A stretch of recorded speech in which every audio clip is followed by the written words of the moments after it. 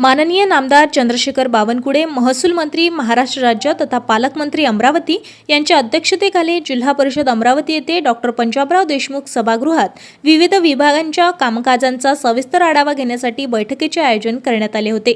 यावेळी विभागीय आयुक्त नैना मुंडे, आमदार प्रवीण तायडे, प्रताप अळसळ, संजय खोडके, राजेश वानखडे, केवलराम काळे, उमेश उर्फ चंदू यावलकर, रवी राणा, महापौर श्रीचंद तेजवाणी, जिल्हाधिकारी आशिष येरेकर, मुख्य कार्यकारी अधिकारी सत्यम गांधी, महानगरपालिका आयुक्त वर्षा लड्डा आदी मान्यवर उपस्थित होते।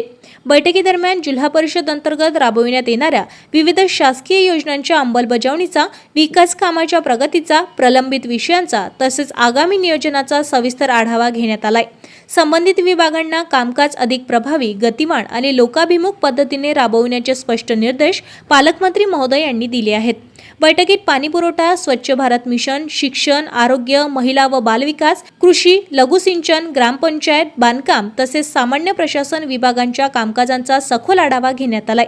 जिल्ह्याच्या सर्वांगीण विकासासाठी सर्व विभागांनी परस्पर समन्वय साधून काम करावे आणि शासनाच्या योजनांची प्रभावी व परिणामकारक अंमलबजावणी सुनिश्चित करावी असे निर्देशही पालकमंत्री यांनी दिले आहे।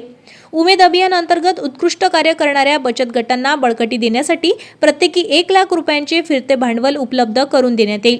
स्वच्छ भारत मिशनमध्ये 5,000पेक्षा अधिक लोकसंख्या असलेल्या गावांसह आसपासच्या गावांना क्लस्टर तयार करून घनकचरा व्यवस्थापन प्रकल्प उभा करावा आणि प्रकल्पाअंतर्गत सेंद्रिय खत निर्मित करून ते स्थानिक शेतकऱ्यांना उपलब्ध करून देण्याच्या सूचना दिल्या आहेत। कृषी विभागाने भरारी पथक स्थापन करून कार्यान्वित करावे। महिला व बालविकास विभागाला पुढील 3 वर्षाचा आराखडा तयार करून नागपूर मॉडेलच्या धर्तीवर अंगणवाडी केंद्राचे उन्नतीकरण करण्याचे निर्देश बैठकीत देण्यात आले आहे। लघुसिंचन विभागाने जिल्ह्यात जलसंधारणाची कामे मोठ्या प्रमाणावर हाती घ्यावीत, पाणी स्रोताचे सर्वेक्षण करून मृत बंधारे पुनर्जीवित करावे, गॅबियल बंधारे तयार करावेत आणि CSR निधी उपलब्ध करण्यासाठी विविध प्रशासनाने एकत्रित नियोजन करण्याच्या सूचनाही देण्यात आल्या।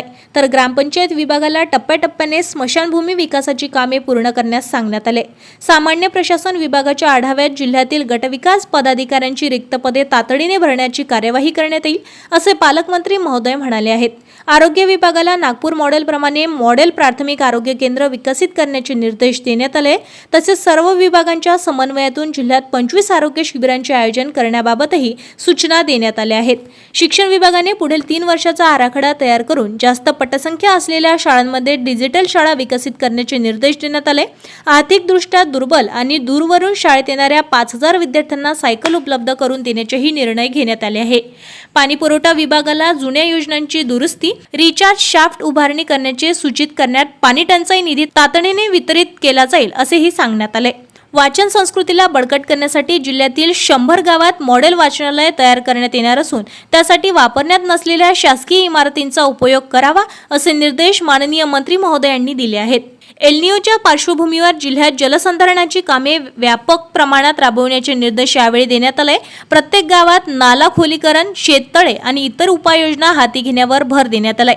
शिक्षण, आरोग्य, पाणीपुरवठा, सिंचन, घरकुल, दिवाबत्ती आणि सौर ऊर्जा या विषयांना प्राधान्य देण्याचे निर्देश पालकमंत्र्यांनी बैठकीत दिले। याशिवाय यावर्षी कोणत्याही निधीतून अनावश्यक सिमेंट रस्त्यांची कामे करू नयेत आणि गावातील पथदिवे सौर ऊर्जेवर रूपांतरित करण्याच्या सूचनाही यावेळी देण्यात आल्या। ताज्या घडामोडी आणि आपल्या शहरातील बातम्या बघण्यासाठी नंबर 1 न्यूज चॅनलला सबस्क्राइब करा, शेअर करा, आपल्या प्रतिक्रिया कमेंट बॉक्स मध्ये द्या। आपल्या बातम्या नंबर 1 न्यूज चॅनलवर बघण्यासाठी 99 21 58 96 63 या व्हॉट्सअपवर मेसेज करा।